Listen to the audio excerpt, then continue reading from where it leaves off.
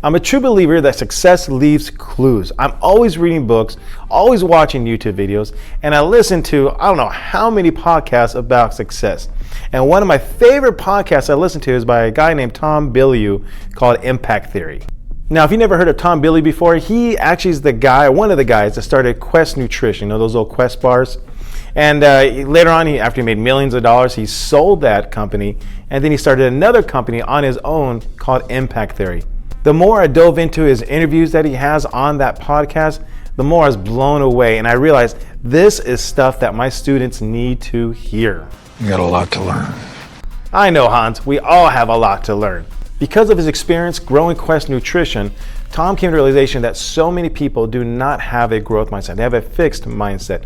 So he made it one of his goals that for every child before they reach the age of 16 will develop a growth mindset. So he created content to help people grow that new mindset and to help them get closer to success. He even outlined a belief system in order to help people get there quicker and sooner, and it is that belief system that I'm going to create my lessons around for my students. But before we get too deep into the information, let's go ahead and play that intro.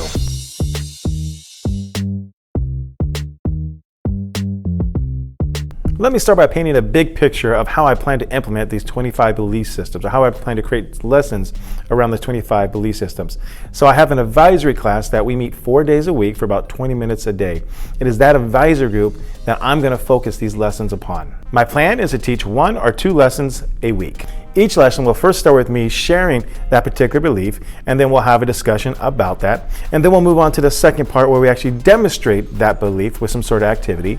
And the third thing will be to show a video to reinforce that particular belief. My hope is that by the time students leave my class, they'll develop success principles that they can take with them for the rest of their life. But as the saying goes, hope is not a strategy.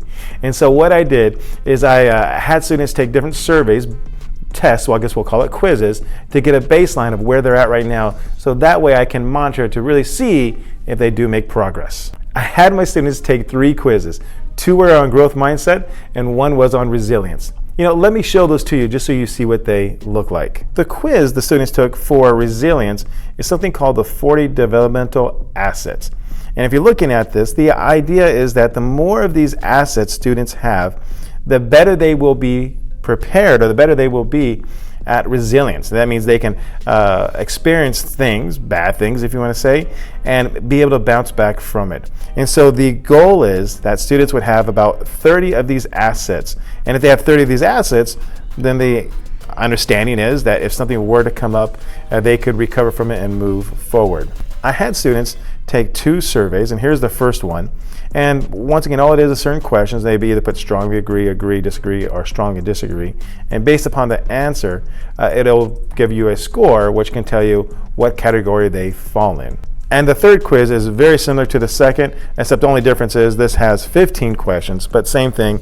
They give them different questions, and from there they write down strongly agree, disagree, or strongly disagree, and it gives them a score to let them know where they fall at. Either they have a fixed mindset, a growth mindset, or somewhere in between. And in case you want to know how my students scored on these, well, here are the results.